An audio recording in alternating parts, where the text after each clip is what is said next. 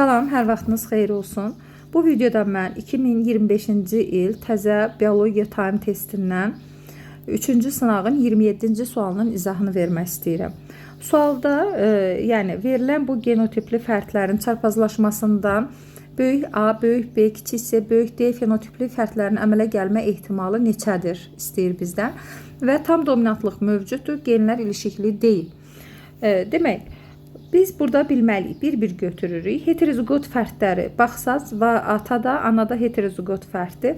Heterozigot fərdlər bir-biri ilə çarpazlaşdığı zaman 4-də 3 dominantın geni üzrə çıxır və bunu mən yazmaq istəyirəm ki, sizlər də görəsiniz. Demək, böyük A, kiçik A çarpazlaşır, böyük A, kiçik A. Alınan fərdlər böyük A, böyük A, böyük A, kiçik A, böyük A, kiçik A'lardır.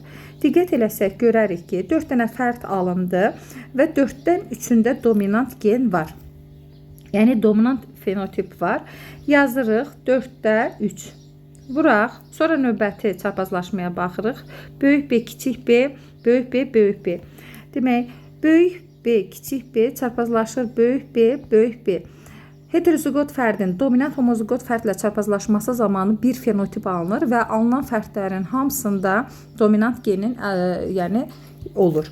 Baxaq yenə də, mən sözlə ifadə edeyim, amma yenə də yazım. Demək, böyük B, böyük B, yenə də böyük B, böyük B, çünki bunu bir dəfə bununla yazdıq. Sonra böyük B, kiçik B, böyük B, kiçik B, böyük B, kiçik B, böyük B, kiçik B. Diqqət eləsək görərik ki, 4 dənə fərd alındı və hamısında böyük B-lər var. 4-də 4 olur ki, mən bunu 1 ilə ifadə eləyə bilərəm. Sonra yazırıq 3-cü, bu böyük C, kiçik C, kiçik C-lərlə. Böyük C, kiçik C çarpazlaşır kiçik C-lərlə. Bu analiz edici çarpazlaşmadır. Yəni heterozigot fərdlərlə resessiv homozigot fərdlər çarpazlaşdığı zaman bir-bir nisbətində fenotip alınır ki, bunun 2-də 1-ində dominant gen olur. Yazım. Demək, böyük C, kiçik C, yenə böyük C, kiçik C, kiçik C, kiçik C, kiçik C, kiçik C. Diqqət eləsək görərik ki, 4-də 2-sində dominant gen var. Bunu da ixtisar eləyəndə 2-də 1 olur. Yazıram 2-də 1. Növbəti çarpazlaşmaya baxaq. Böyük D çarpazlaşır böyük D, kiçik D ilə. Yəni heterozigot fərd dominant homozigot fərdlə çarpazlaşdığı zaman sadəcə olaraq bir fenotip alınır və alınan fərdlərin hamısında dominant gen olur. Yazırıq. Bunu yazırıq bundan.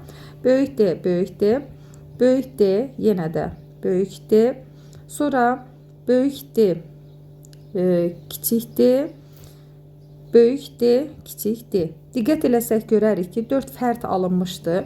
Hamısında dominantın əlaməti var. 4-də 4-dür ki, bu da 1 olur. Bərabərdir.